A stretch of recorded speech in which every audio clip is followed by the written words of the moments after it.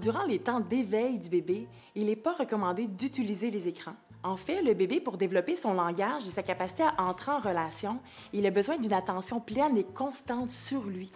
Donc, il a besoin d'être regardé, il a besoin de voir la mimique de son parent, il a besoin qu'on lui parle, par exemple, pendant qu'on est en train de le nourrir ou de l'allaiter. Il a besoin qu'on soit en interaction avec lui et on voit que les écrans viennent diminuer la qualité de ces interactions-là.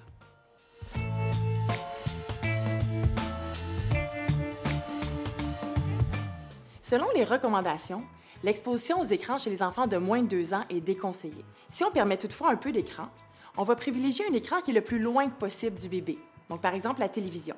On va choisir du contenu qui est le moins stimulant que possible, donc le moins de jeux de lumière, le moins de bruit, le moins de personnages à l'écran aussi. On va rester en interaction avec le bébé. On va lui parler, on va commenter ce qu'il regarde et surtout, on le laisse libre d'explorer autour de lui s'il n'a plus envie d'écouter la télévision.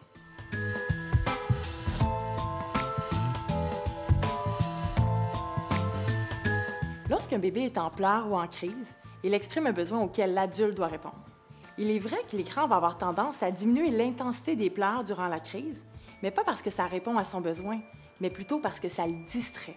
Un enfant, pour être apaisé, a besoin de l'attention, de la chaleur, d'entendre la voix de son parent, de son amour, ce qu'un écran ne pourra jamais offrir.